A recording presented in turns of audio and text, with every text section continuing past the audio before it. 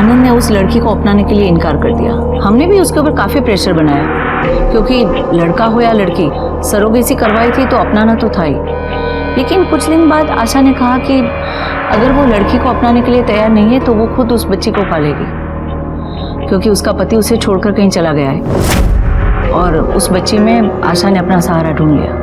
वैसे हमें ये शक है कि उसके पति शंकर ने ही उसकी जान ली है, लेकिन आपको कुछ और सस्पिशियस नजर आया इस केस में? अब कुछ दिनों से वो आनंद के पीछे पड़ी थी कि वो अपनी बच्ची को अपना ले। मेरे पास भी आई थी कि मैं आनंद के ऊपर प्रेशर बनाऊं।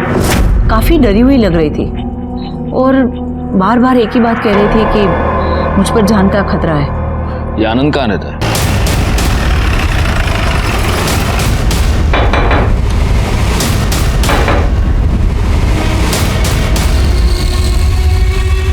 आनंद? Yes sir. आप आशा को जानते हैं?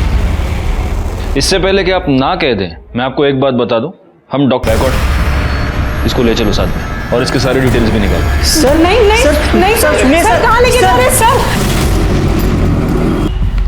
सर, आशा की पोस्टमार्टम रिपोर्ट, उसे चाकू से मारा गया और इसके कॉल रिकॉर्ड्स। सर, इसके अलावा पूनम के कॉल डिटेल से पता चला है कि आशा की मर्डर वाली रात उसके मोबाइल की लोकेशन आशा के घर के पास की थी, लेकिन उसके पति आनंद की मोबाइल की लोकेशन वहाँ की नहीं थी।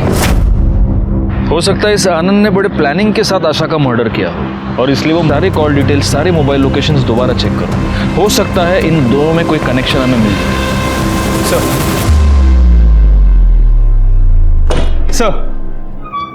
सर कनेक्शन मिल गया। इसमें आशा के घर के बाहर का सीसीटीवी फुटेज है। हाँ सर ये सर, आशा के मर्डर वाले दिन आशा के चौल के पास एक गाड़ी देखी गई है और ये सेम कार रमेश के मर्डर वाले दिन उस एरिया में भी देखी गई थी। आरटीओ से पता करो ये गाड़ी किसके नाम पर रजिस्टर्ड है।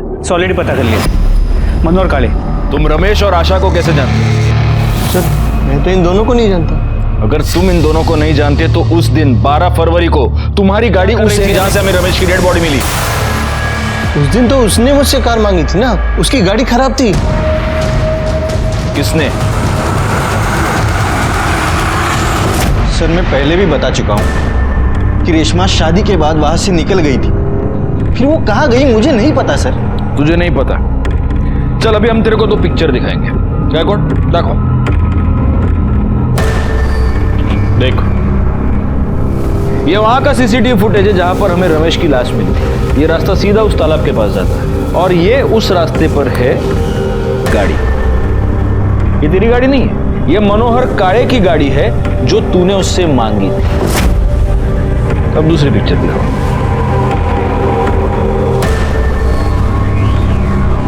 देख, ये आशा के चौल, मेरे को नहीं, इधर देख, आशा के चौल के बाहर की सीसीटीवी फुटेज। यहां पर भी तेरी गाड़ी मौजूद है। तेरी मतलब मनोहर काळे की गाड़ी जो तूने उससे मांगी थी। जहां पर हमें रमेश की डेड बॉडी मिली वहां पर भी ये गाड़ी, आशा के चौल के बाहर भी ये गाड़ी और उसके बाद आशा की भी मौत हो गई। अब बोल। नहीं सर, ये सर मारो सर, सब बताता हूँ सर। मुझे लगा था कि रेश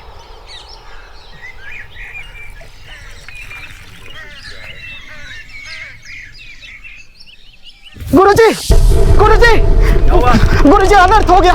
प्रबोधिनी अनशन पर बैठी है।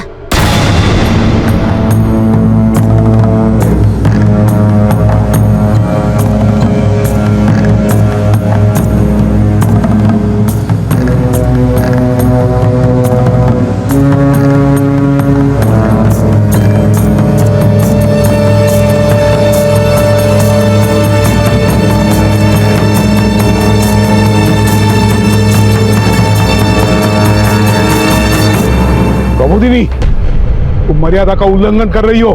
ताता, मैं अपना हक मांग रही हूँ। मेरे अप्पा इस मंदिर के महंत हैं। उनका कोई बेटा नहीं तो क्या हुआ? मैंने लड़की होते हुए महंत के सारे विधि विधान सीखे हैं। स्त्री कितनी भी ज्ञानी हो, अक्का कुछ खा लो ना, आपके अनशन का कोई फायदा नहीं है। प्रबोधिनी, तू अपने अप्पा से शास्त्र सीखने से तो अच्छा था ना विंध्या की तरह मुझसे नृत्य सीख लेती। हाँ अक्का, अभी तक तो ना आप बहुत बड़ी डांसर बन गई होती। अक्का, संतरा नहीं तो सेब ही खा लो। या फिर कुछ और ला दूं? ये कोई फलवल नहीं खाएगी, क्योंकि इसे तो पसंद है आइसक्रीम। अप्पा आइसक्रीम, ये तो मेरी भी फेवरेट है। अप्पा, ये आइसक्रीम दिखाकर आप मेरा निर्णय नहीं बदल पाओगे।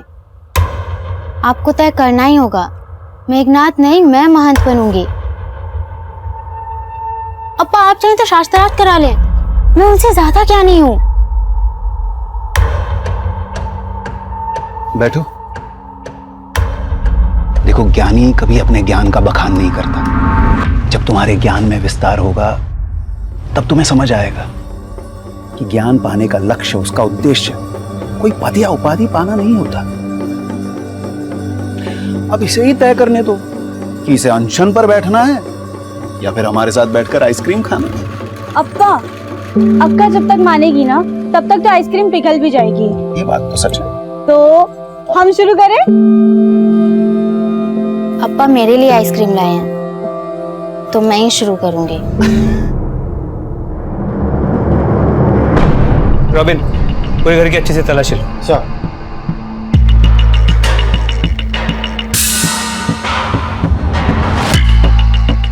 कृष्णन हमारे कावेरी मंदिर के महंत थे। सुबह मंगलाचरण के आरती के लिए भी वो नहीं आए थे, इसलिए हम यहाँ आ ही रहे थे तो कृष्णन के बारे में पता चला।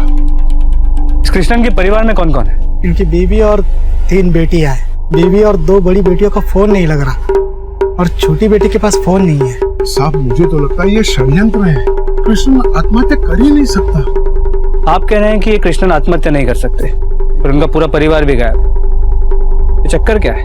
सब परसों शाम से इनका परिवार को वहाँ कोई नहीं दिखा। कल मैंने इस बारे में महंत से भी बात किया था। नमस्कार महंत जी। नमस्कार। 2 दिन से बच्चे दिखाई नहीं दे रहे, हमारे यहाँ खेलने भी नहीं आया वो बच्चे जो हैं वो मंदोदरी के साथ मामा के यहाँ गए हुए हैं। आएंगे तो भेज दूंगा खेलने के लिए। नमस्कार। इन बच्चों का मामा रहता कहाँ है? 1.5 महीने पहले मंदोदरी अक्का सुमति को लेकर मेरे इधर आए थे। 2 लाख रुपए मांग रहे थे। अक्का बोली कृष्णन जीजा जी को किसका उधारी चुकता करने का। किससे उधार लिया था कृष्णन ने? सर ये तो नहीं पता, लेकिन सर इस वजह से अक्का बहुत परेशान लग रहे थे।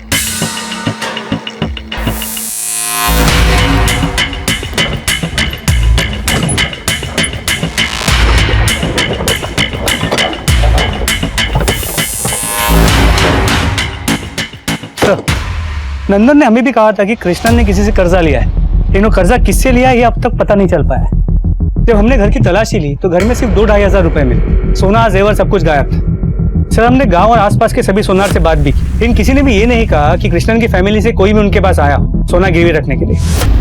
कृष्णन को 14 अप्रैल को यहाँ पर लटकते हुए सबसे पहले दूध वाले ने देखा, और पड़ोसियों का कहना है कि 2 दिन से कृष्णन घर में अकेला था।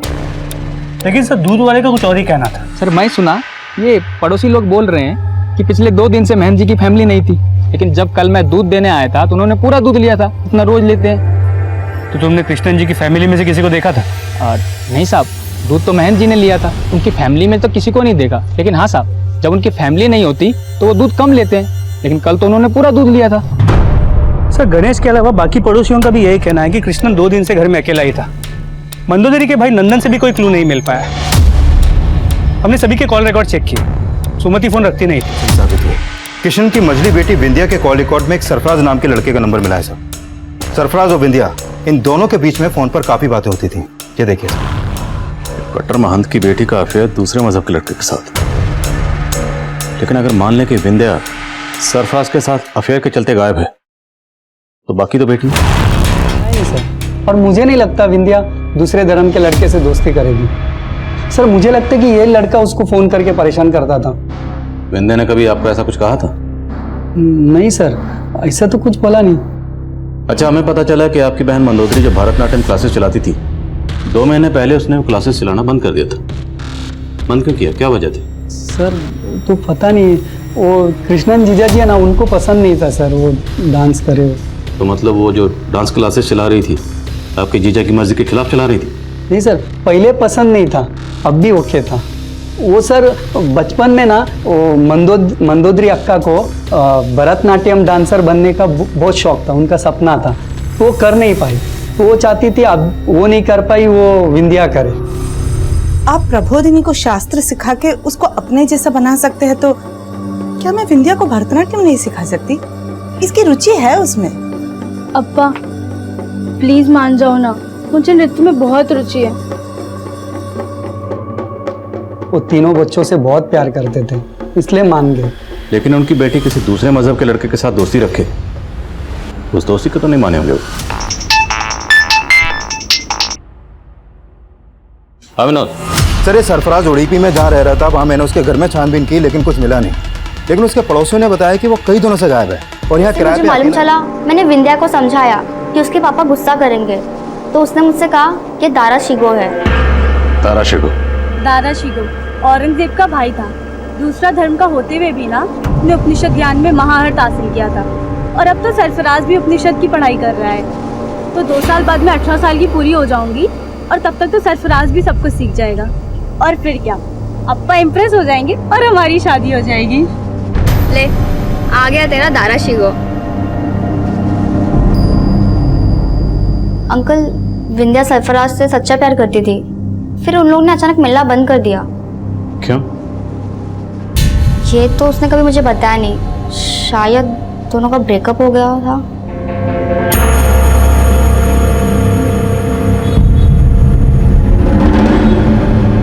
तुम अभी इधर ही रुकना, हमें स्टेशन वापस जाना। हाँ? मौसी, हाउ आर यू सिया? अच्छी हूँ।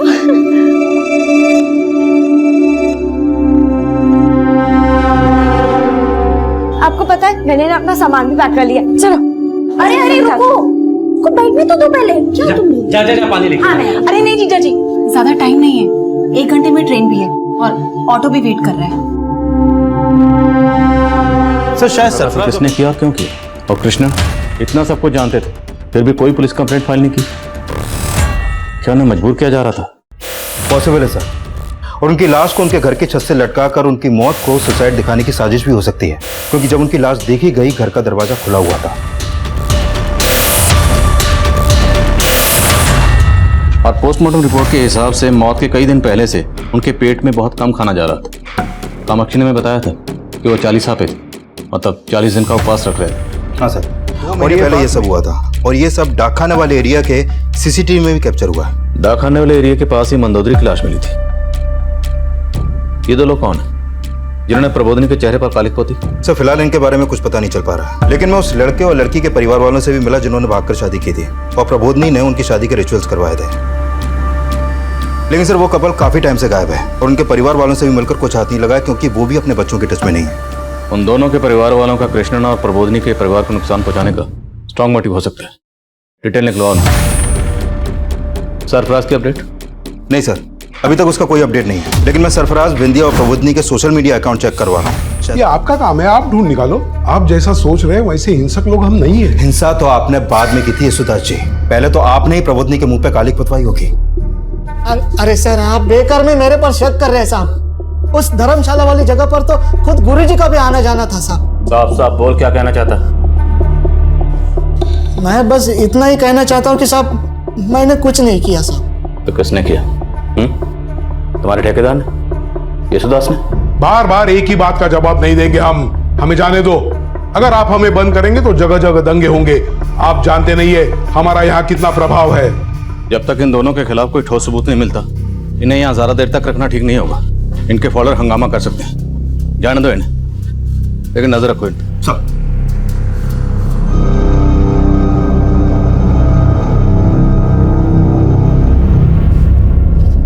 क्यों ये सब देख कर वही सब बातें याद कर रही हो? क्या सोच रही हो? कुछ नहीं अप्पा। मैं जानता हूँ, बार बार पुलिस के यहाँ आने से तू घबरा गई है, पर डर मत। मैंने जो समझाया है वही करना। किसी को भी विंध्या की तो तुझे यहाँ की आइसक्रीम खिलाएंगे। आप मेरा भरोसा नहीं करोगे साहब। वो पॉइजन मैंने खरीदा जरूर था, लेकिन वो मुझसे गुरुजी ने खरीदवाया था साहब। कौन गुरुजी? यशोदास? कृष्णन गुरुजी।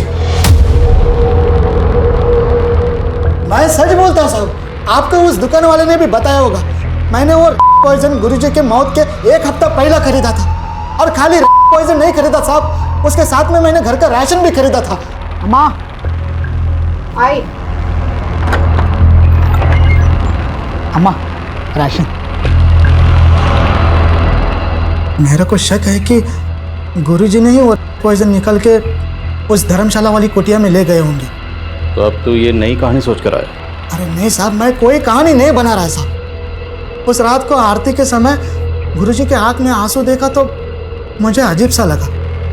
मैंने सोचा कि गुरुजी को जाके मिलूंगा उनके घर पे, इसलिए मैं घर भी गया था तो वहां पे ताला था साहब। मैं वापस मंदिर की ओर निकला तो गुरुजी,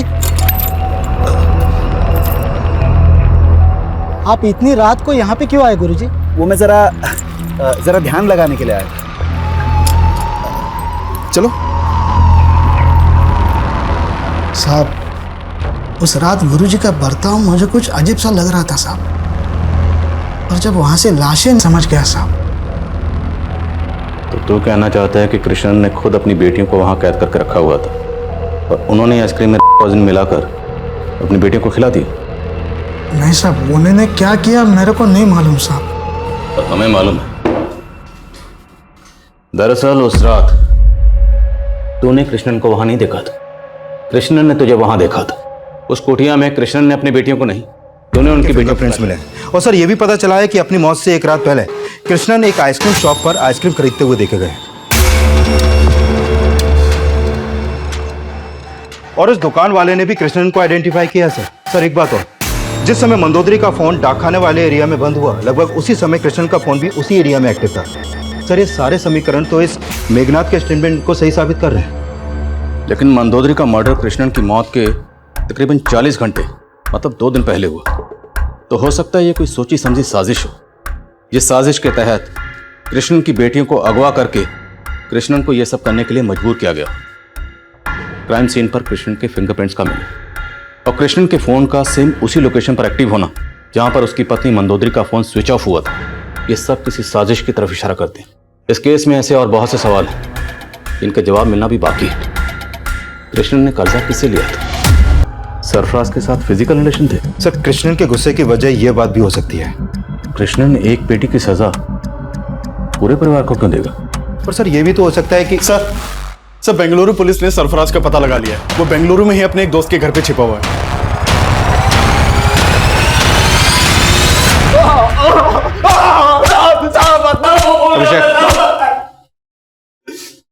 बोल।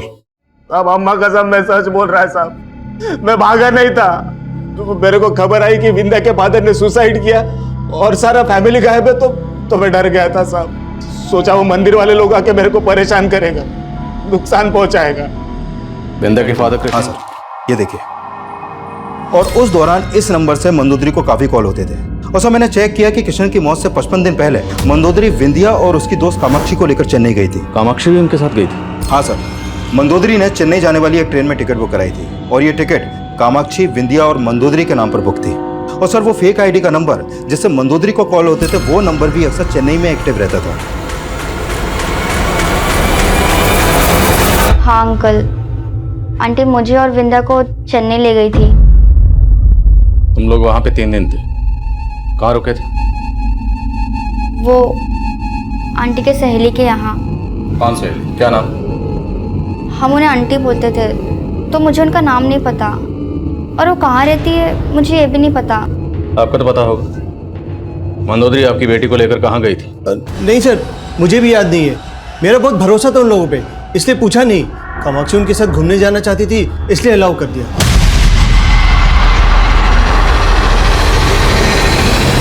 ये सदाशिव पक्का को छुपा रहा है और इसकी बेटी कामाक्षी भी वही बोल रही है जो उसके बाप ने उसे बोला है। इन दोनों बाप बेटी पर नजर रखो और हम मंदोदरी के भैया भाभी से मिलते हैं। शायद उन्हें मालूम हो कि मंदोदरी चेन्नई में किस सहेली के वहां रुकी थी। Okay sir. मुझे नहीं मालूम अक्का का कौन सहेली चेन्नई में। 2 दोस्त भी थे, अश्विन और राघव। राघव और अश्विन कहाँ है? वो तो सिया की मासी कामिनी को ही पता है। कामिनी बेंगलुरु में कहाँ रहती है?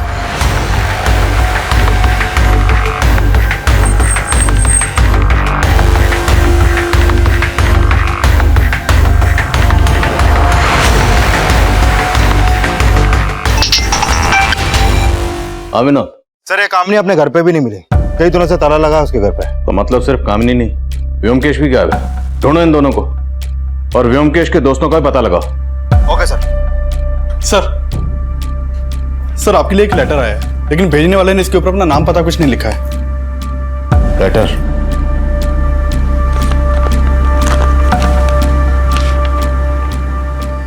सर मैं विंध्या और उसके परिवार की हमदर्द हूं और मुझे मालूम है कि उन सबकी मौत की जिम्मेदार ललिता है।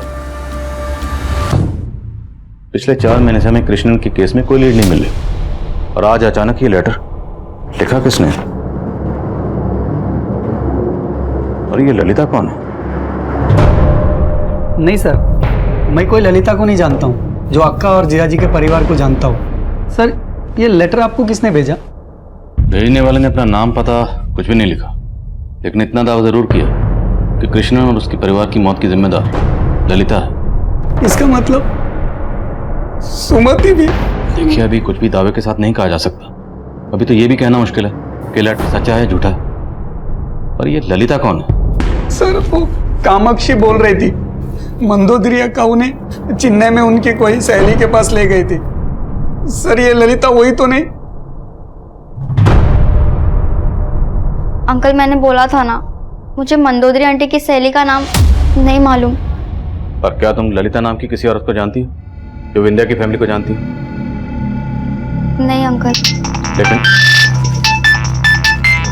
सर ये नंबर काफी टाइम से बंद है। ये उसका फोटो है सर। ये फोटो हमें मोबाइल नेटवर्क सर्विस प्रोवाइडर से मिला है। ललिता, जो लेटर हमें भेजा गया था उसमें भी ललिता के नाम का ही जिक्र था, जिस पर लेटर लिखने वाले ने कृष्णन के परिवार को खत्म करने का आरोप लगाया था। और सिया का केस आते ही अचानक से वो लेटर हमें भेजा गया। तो क्या वो ललिता और ये ललिता दोनों एक ही होंगे? सर कुछ कह नहीं सकते हैं, लेकिन इस ललिता का नंबर भी चेन्नई के एड्रेस पर रजिस्टर्ड है। चेन्नई में मंदोदरी कामाक्षी और विंध्या को लेकर गई थी। सर मैंने चेन्नई पुलिस को ललिता के एड्रेस पर भेजा था, लेकिन वहां पर काफी टाइम से ताला लगा है। सर मैंने इसका कॉल रिकॉर्ड चेक किया। इसका कॉल रिकॉर्ड वेंकट समेत कई बड़े बड़े नेताओं और उद्योगपतियों के नंबर से भरा पड़ा है। और इस लीडर वेंकट पर सिया के रेप का आरोप लगा था। मिलना पड़ेगा इस वेंकट को और इस ललिता नायर की फोटो कामाक्षी को दिखाते हैं। हो सकता है ललिता वही ललिता हो जिससे मिलने के लिए मंदोदरी कामाक्षी और विंध्या के साथ चेन्नई गई थी। ये ललिता कौन है मेरे को नहीं मालूम। मेरे पास ऐसा बहुत फोन आता है जो मेरा पीए उठाता है। मेरे को तो लगता है कि ललिता का कॉल आना भी एक चाल था। Sir excuse me. Hello sir मैंने कामाक्षी को ललिता नायर का फोटो दिखाया तो उसने पहचाने से मना कर दी, लेकिन सर मालूम चला है कि जो लेटर आपको भेजा गया था वो लेटर किसी और ने नहीं बल्कि उडीपी डाकखाने से कामाक्षी ने पोस्ट किया था। वहां के एक सीसीटीवी में वो लेटर बॉक्स में लेटर डालते हुए कैप्चर हुई थी। हाँ अंकल, मंदोदरी आंटी हमें चेन्नई में इन्हीं के पास ले गई थी। ललिता नाम है इनका, इसलिए तुमने हमें लेटर लिखा था। पहले क्यों नहीं बताया? पापा ने बताने के लिए मना किया था। क्यों मना किया? क्या छुपा रहे हो? उसको जानता था। जानती हूँ एक प्रोड्यूसर है जिसे सिया जैसा ही चेहरा चाहिए। मैंने ललिता पे ट्रस्ट करके सिया को इसके साथ भेज दिया। तब मुझे नहीं पता था कि ये उसके बचपने का फायदा उठा के उसके साथ चीट करेगा। सिया मेरी बातों में आ गई। मुझे लगा कि मैं उसकी मासूमियत का फायदा उठा सकती हूँ और मैंने वही किया। और उसे सिर्फ प्रोड्यूसर्स के पास ही नहीं, बाकी बड़े बड़े लीडर्स, बिजनेसमैन, उनके पास भी ले जाने लगे। सिया जब अपने घर वापस चली गई तो तब मालूम चला कि वो प्रेग्नेंट थी। उसने मुझे सब बताया कि ललिता ने उसके साथ क्या क्या करवाया। हमें बहुत गुस्सा आया सर, पर इसने हमको धमकी दिया था। तो अगर अपना मुंह खोलेगी ना तो सारा करियर बर्बाद हो जाएगा। बहुत बड़े बड़े लोग इसमें इन्वॉल्व हैं। बेहतर यही होगा कि अपना मुंह बंद कर। व्योमकेश सिया को बहुत पसंद करता था सर। हमने उसका फायदा उठाया और बोला कि हम तुम दोनों का मैरिज करवा देगा। और सिया को सिटी के बाहर एक डेयरी है, वहीं की लोकेशन है। ओके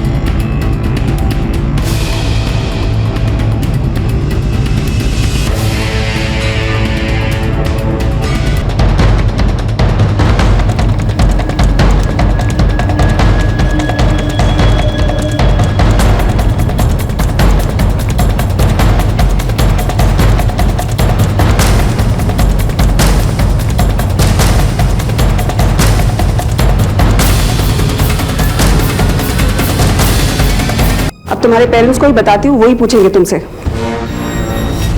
कितना पूछा था सर, बट ना अभिनव ना आशुतोष किसी ने कुछ नहीं बताया। आखिरकार मैंने उनके फादर राकेश अग्रवाल को बुला लिया। अभिनव के पैर में चोट लगी। तो उसके घर वालों ने इस बारे में आपसे कोई इंक्वायरी नहीं की? हमारे यहाँ ज्यादातर अनाथ बच्चे पढ़ते हैं और जिनका घर आसपास होता है वो वीकेंड्स में घर चले जाते हैं। अब इनका घर भी पास में ही है और एक दिन पहले ही आशुतोष के पापा अभिनव को लेकर घर चले गए बेटी के एंगेजमेंट के लिए।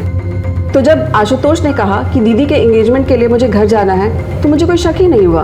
एक भाई घर पर है और दूसरा भाई स्कूल से घर के लिए निकलता है और बीच में उसका मर्डर हो जाता है और ना ही घर वालों को कुछ पता चलता है और ना ही स्कूल वालों को।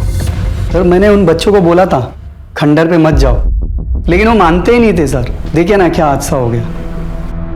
अरे क्या बकवास कर रहे हो? एक सेकंड, किस खंडर के बारे में बात कर रहे हो? ठीक से बताओ। खंडर पे ना भूत वूत का चक्कर है सर। सर वहां पर कोई आता जाता नहीं है, मगर सर वो शहर वाले मानते नहीं ना। अरे बात क्या है? जी उसकी लाश नदी।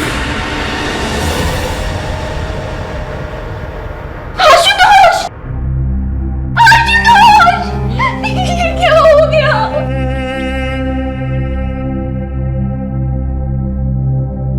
कुछ ही दिनों में मेरी बेटी सारिका की शादी है। देखिए ना सर, सिर्फ खुशी के माहौल में ये क्या हो गया। हमने लाश को पोस्टमार्टम के लिए भेज दिया। हमें लगता है कि लाश 4 दिन पुरानी है। वो स्कूल से घर के लिए निकला था, लेकिन ताज्जुब की बात यह है कि 4 दिन बीत चुके हैं और आप लोगों में से किसी ने भी एक बार भी उसे कांटेक्ट करने की कोशिश नहीं की। मेरे दोनों बेटों में आशुतोष ज्यादा शरारती था सर। अगर इस अघोरी का इस मर्डर से कुछ लेना देना भी नहीं है तो भी हम इससे हेल्प ले सकते हैं। शायद इसने कुछ देखा कि मना करने के बावजूद भी आशुतोष तालाब के किनारे और उस खंडर में क्या कर रहा है। Yes sir. और इस फैमिली का भी बैकग्राउंड चेक करो। इतनी तैयारियां चल रही हैं सगाई की, लेकिन बेटा इनके टच में नहीं था और इन लोगों ने भी जरूरत नहीं समझी कि बेटे को कांटेक्ट करें। मामला कुछ अलग है। ये गांव वालों को क्या हुआ? एक टीम गांव भेजी थी सर, सबको थाने लेकर आई है। ठीक, चल।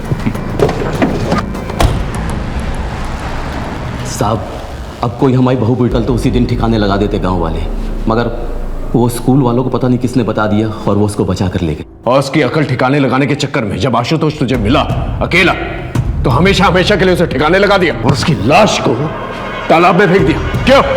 2 महीने पुरानी बात का बदला हम लोग अब क्यों लेंगे? जो कुछ होना था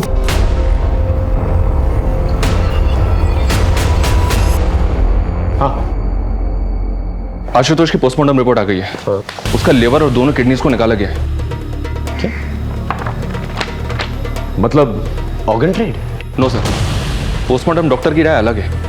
उनका कहना है कि ऑर्गन्स निकाले जरूर गए हैं, बट इतनी बुरी तरह से कि वो डैमेज हो गए होंगे। 90% चांसेस हैं कि वो किसी के यूज करने लायक रह गए। और उनका कहना ये भी है कि ये किसी प्रोफेशनल डॉक्टर का काम नहीं है। कोई ऐसा करेगा क्यों? आखिर इसके पीछे क्या मामला हो सकता है? हो सकता है सर आशुतोष किसी कल्ट का शिकार बना हो, और वैसे भी वो अघोरी खंडर में ही था। मतलब ब्लैक मैजिक। इस अघोरी को ट्रैक करो, इसका मिलना जल्द से जल्द बहुत जरूरी। तो तू है इन सब का बड़ा अफसर, मगर याद रख एक सन्यासी की साधना में रोड़ा बन रहा है तू। मिट्टी में मिला दूंगा तुझे। बाबा जी, ये सन्यासी का चोला उतार के जरा ये बताइए। कर दूंगा, मिट्टी में मिला दूंगा। देखो बाबा, सीधे सीधे इज्जत से पूछ रहा हूं, क्या कि उस बच्चे की लाश मिली है उस खंडर के पास जो तालाब है ना, वहां जहां पर आप कुंडली मार के बैठे हुए और उसके अंग निकाले गए? कोई मजाक नहीं चल रहा है यहां पर। सीधे सीधे से बताओ अगर कुछ देखा है तो। देखना चाहेगा? अभी दिखाता हूं मेरी शक्तियां।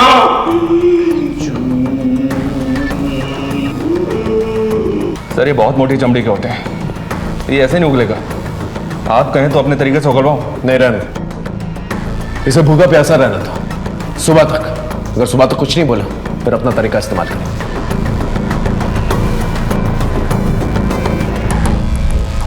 ऑर्गन ट्रेड क्या? इसे उसने पहले भी तोड़वाने की कोशिश की थी, लेकिन तब वो ऐसा नहीं कर पाया था। लेकिन क्यों? सर, नाबालिग आशुतोष का एफडी तुड़वाने के लिए हमें उसके गार्डियन राकेश का भी साइन चाहिए था। राकेश का साइन तो सही था, पर जब हमने क्रॉस चेक किया तो आशुतोष का साइन ही फर्जी निकला। इसलिए हमने एफडी तोड़ने से मना कर दिया। इस पर मिस्टर राकेश काफ़ी नाराज़ भी हुए थे और फिर कुछ दिन बाद वो आशुतोष को ही लेकर बैंक आए थे। तुम यहाँ पे साइन करो बेटा।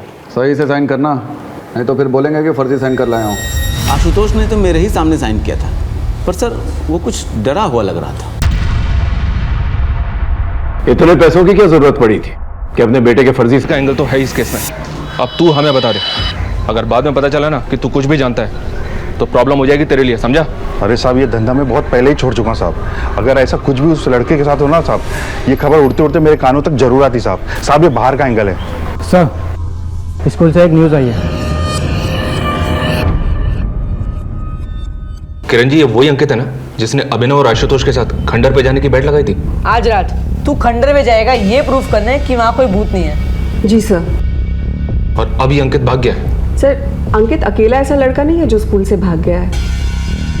और भी लड़के हैं जो स्कूल से भाग गए हैं। असल में जिस माहौल में ये पैदा होते हैं, पलते हैं, उन्हें स्कूल की पढ़ाई अनुशासन जेल जैसी लगती है। मतलब? सर, 60% बच्चे हमारे यहाँ अनाथ हैं और अंकित भी अनाथ ही था। ये 3 साल पहले हमारे यहाँ किसी NGO के थ्रू आया था। ये कोइंसिडेंस नहीं हो सकता कि पहले बैट लगी फिर आशुतोष। इसलिए मैंने अंकित से फ़ोन ले लिया। मुझे नहीं मालूम था कि इसमें ऐसी सब फिल्म्स पड़ी होगी। झूठ बोल रहे हैं मैम, वो गंदी फिल्म देखने के लिए उसने ही मुझसे फ़ोन लिया था। ये फ़ोन और ये फिल्म कहाँ से आई तुम दोनों के पास? पड़ा हुआ मिला था। ऐसी चीज़ें तुम दोनों को ही यहाँ पे तमाशा चाहिए नहीं। जितना तामा झामा है ना तुम्हारा ये सब लपेटो और निकलो यहाँ से, समझे?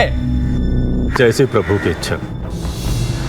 काका बहुत सम्मान करते हैं हम आपका, लेकिन अब एक बात तो तय है कि जब तक शंकर इन गांव वालों से माफी नहीं मांगेंगे और इनकी मजदूरी नहीं देगा, तब खेतों में काम नहीं होगा। और हम सब भी यहीं बैठे रहेंगे काका, देखते हैं प्रभु की क्या इच्छा है ना? चलो बैठ जाओ भाइयों, बैठो बैठ जाओ, बैठो सब अपना ही बैठो।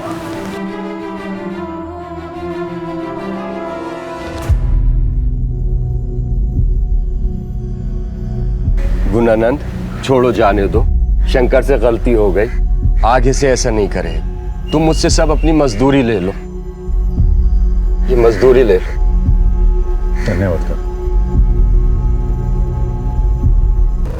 और सर, ये ऑर्गन वाली बॉडी, ये बिल्कुल आशुतोष की बॉडी की तरह ऑपरेट की गई है। ऑर्गन्स को निकालने का तरीका इतना ब्रूटल था कि चांसेस कम है कि ऑर्गन को बॉडी से निकालने के बाद उनका कुछ यूज हो पाया। ब्लैक मैजिक का कोई कनेक्शन? सर, कुछ बॉडीज पर मार्किंग मिली थी, ऑलमोस्ट आधी बॉडीज को दागा गया था, लेकिन 2 लाशें ऐसी थी जिन पर कोई मार्किंग नहीं थी। लेकिन एक बात है सर, ऑर्गन को बॉडी से निकाला तो गया है, जैसे कि आशुतोष की बॉडी से निकाला गया था। इतने सिमिलर केसेस और किसी ने ध्यान तक नहीं दिया। इनमें से किसी की पहचान हुई है? जी सर, इनमें से 4 लड़के और 3 लड़कियों की पहचान हो गई थी, लेकिन बाकी बॉडीज अनआइडेंटिफाई ही रह गई थी। इन अनआइडेंटिफाइड बॉडीज को आइडेंटिफाई करो और इनसे रिलेटेड जितने भी थाने हैं उनमें पूछताछ करो। देखो, कोई लड़की होगी सर, पर मैं इनमें से किसी को नहीं जानती हूँ। आप ट्रस्ट का एड्रेस लीजिए और वहीं जाकर पता कर लीजिए।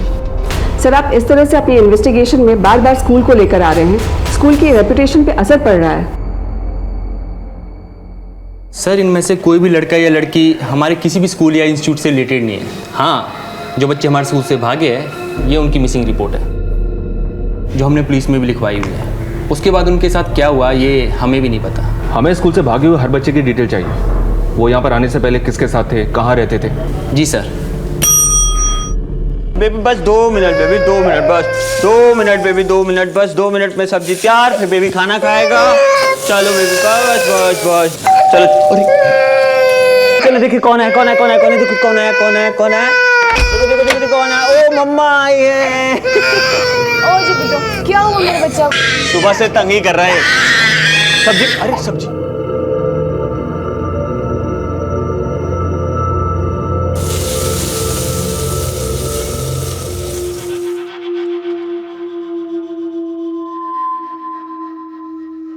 गौतम, तुम्हें मेरी वजह से क्या क्या सहना पड़ रहा है? क्या हो गया अचानक? तुम जानती हो, चाहे कुछ भी हो जाए, मैं हमेशा तुम्हारे साथ हूं। अच्छा बताओ, तुम्हारा काम कैसा था? ठीक ही था, पर हुआ नहीं।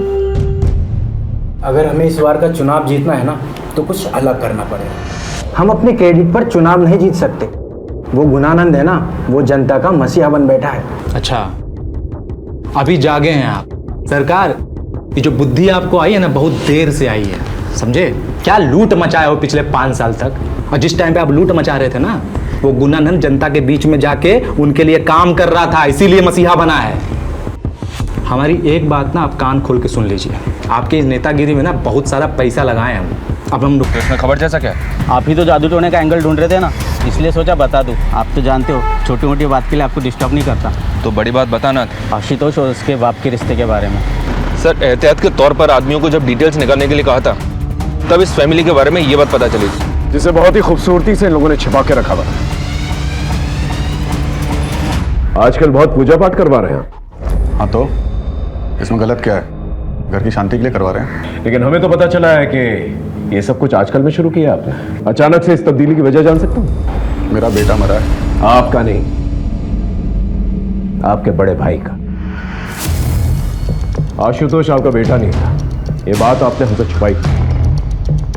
वो मेरे बड़े भाई का बेटा था, लेकिन मेरे बेटे जैसा ही था। बड़े भाई की मौत के वक्त वो 2 साल का था, तब से पाला है उसे। तो छुपाने जैसा क्या है? वरना मुझे और भी काम है।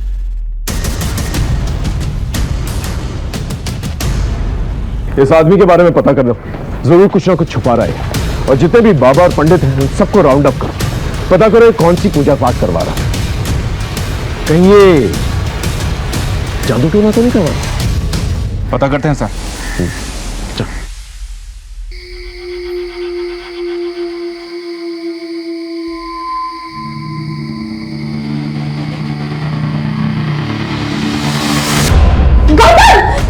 सॉरी सॉरी सॉरी सॉरी, गलती से बटन दब गया था। मैं जानता हूँ तुम्हें अंधेरे से डर लगता है, सो सॉरी। कोई बात नहीं, एक्चुअली सॉरी तो मुझे कहना चाहिए था। फोबिया मुझे है और खामखा तुम्हें तकलीफ में डाल रही हूँ। मैं जानता हूँ तुम्हारा दर्द, तुम्हारे मन में बहुत कुछ चल रहा है, पर तुम किसी से शेयर नहीं करना चाहती। पर मैं हूं ना तुम्हारे साथ।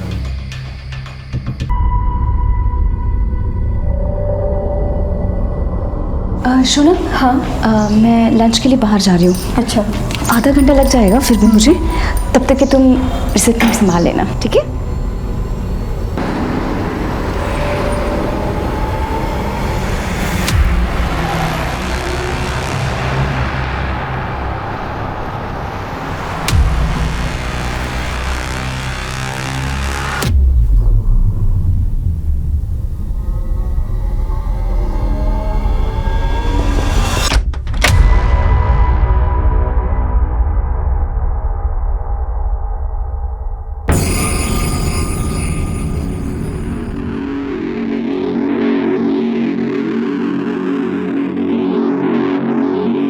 कुछ मिला? हाँ मिला तो है, मगर मुझे वो तो मिल जाए जिसके लिए मैंने इतना बड़ा रिस्क लिया है।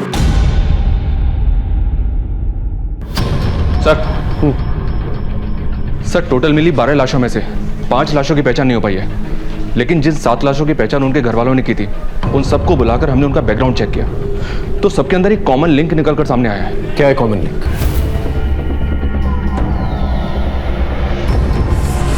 अच्छा, तो इसका मतलब यह हुआ इन बच्चों की फैमिलीज का इन्वॉल्वमेंट कहीं ना कहीं इस मर्डर्स में है, या फिर डर के मारे इन लोगों ने केस फाइल नहीं किया इसके खिलाफ। बिल्कुल सर, एग्जैक्टली यही लिंक आशुतोष की फैमिली का है। राकेश के यहाँ काफी आना जाना है इनका। इस बात का ख्याल रखना, मुझे इन्फॉर्म किए बिना तुम इस केस में कोई भी कदम नहीं उठाओगे। पिछले हफ्ते एक टीम ने रेड मारने की परमिशन मांगी थी। यह फाइल स्टडी करो। ये क्या सर? एक टीम और भी है जिसने सेम जगह पे छापे मारने थे। कौन सी टीम? जी, इस केस के बेसिस पर ही हमने कमिश्नर साहब से रेड के ऑर्डर मांगे थे, बट इनफ एविडेंस ना होने की वजह से ऑर्डर इशू नहीं हुए थे। ये कौन सा केस था? एक आदमी की बीवी गायब हो गई थी। सर मेरी बीवी वैदेही, वो बोल के गई थी कि वो ऑफिस के काम से शहर से बाहर जा रही है, पर तब से अभी तक वो वापस नहीं आई। कहाँ गई थी वो? पता नहीं सर, कुछ बताया नहीं।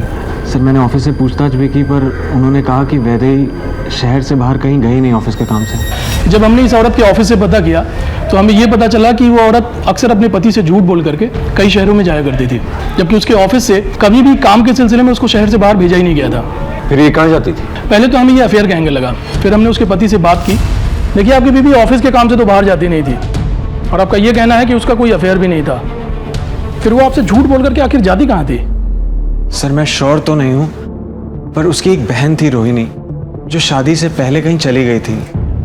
हो सकता है वैदेही उसे ही ढूंढने जाती हो, क्योंकि हमेशा वो यही कहती रहती थी कि उसको वो ढूंढ के ही रहेगी। कहाँ से गायब हुई थी उसकी बहन? सर कभी उसने मुझे बताया नहीं। जब हमें वैदेही की बहन रोहिणी की गुमशुदगी के बारे में पता चला, तब हमने अपनी इन्वेस्टिगेशन फिर से शुरू की। हमने वैदेही की पूरी ट्रैवल हिस्ट्री निकाली, अलग अलग उन शहरों की जहाँ पर वैदेही जाया करती थी, और हर उस जगह के बारे में जहाँ के लिए उसने ऑटो बुक किया था। और वो सब वैदेही को एक ही पॉइंट पर लेकर के गए थे, नेटवर्क्स की इन बिल्डिंग्स पर। जी।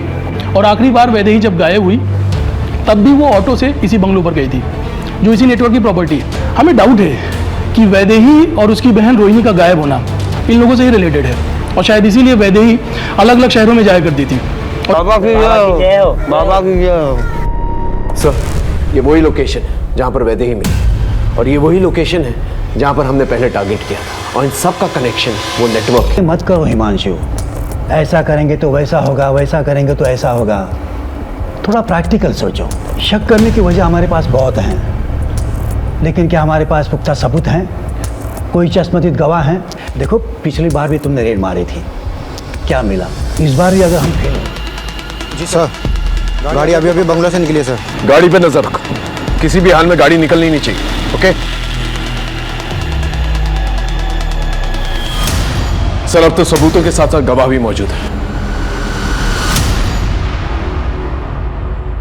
हाँ सर, वो वही है, हाईवे पर।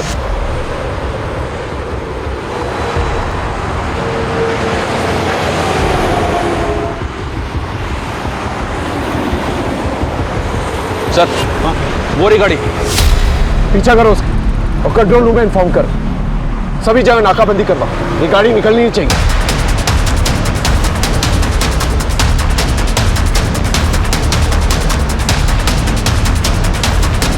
तेज चलो।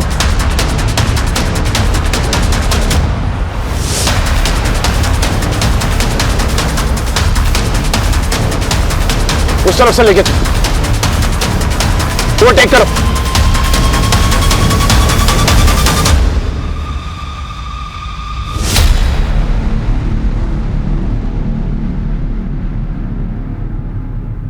सर, अब तो सबूतों के साथ साथ गवाह भी मौजूद है। हमारी टीम्स रेडी है, बस आपके ऑर्डर्स की जरूरत है। देखो मैडम, आप पीछे तो नहीं हटेगी? नहीं सर, उस आदमी को मैं सलाखों के पीछे देखना चाहती हूँ, और उसके लिए मैं कुछ भी करूंगी। सर, हम जितनी देर लगाएंगे वो इतनी दूर चला जाएगा, प्लीज।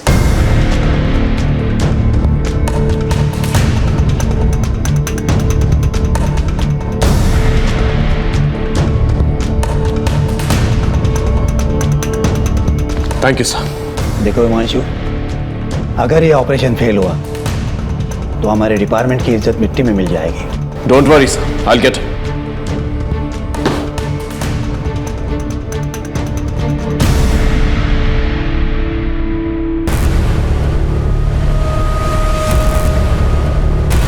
भी बिना किसी सबूत के।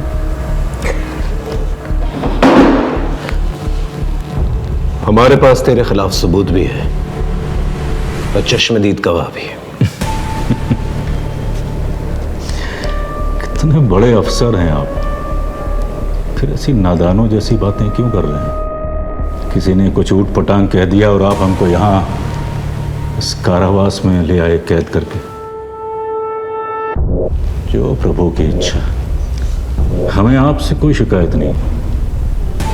भय है कि आप हमारी बात मान नहीं रहे, लेकिन हमारे जो भक्त हैं बाहर, यदि उन्हें ये पता चल गया कि आपने मुझको यहाँ यूं कैद करके रखा है तो यकीन जानिए अनर्थ हो जाएगा। धमकी दे रहा है,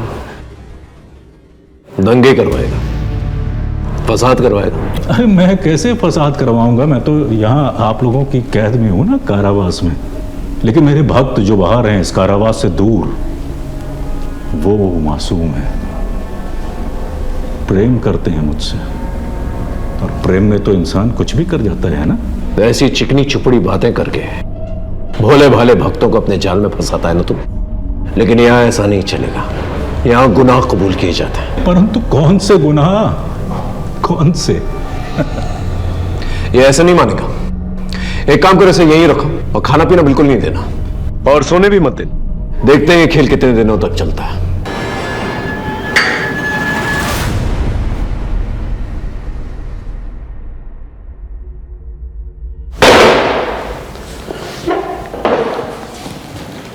चल अब बोल। न जाने 2-3 लोगों ने क्या बक दिया, आप तो मेरे पीछे ही पड़ गए इंस्पेक्टर। ये दीवारें ज्यादा दिन तक रोक नहीं पाएंगे इंस्पेक्टर। ऐसी चिकनी चुपड़ी बातें करके भरतपुर से पूरे भारत के लोगों को धोखा दिया है तूने। बचपन से मेरे बाबा को लगता था कि कुछ खास है मुझ, कुछ तो बड़ा करूंगा मैं, और धीरे धीरे यही बड़ा करने की धुन मुझ में सवार होती चली गई। गुणानंद बाबा की, गुणानंद बाबा की, गुणानंद बाबा की।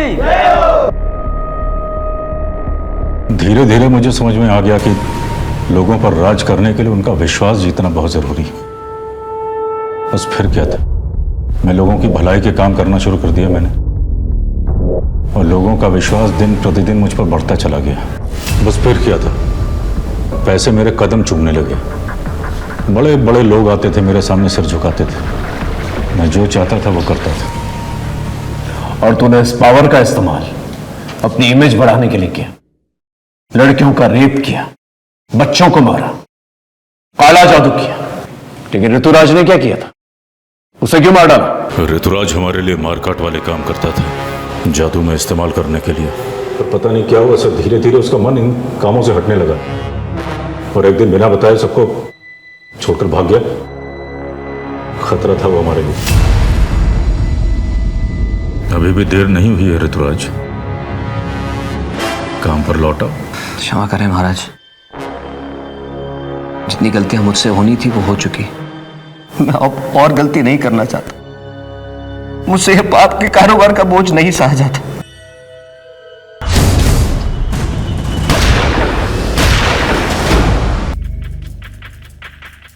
उसका बाप मेरा भक्त था, पर वो गरीब नहीं था।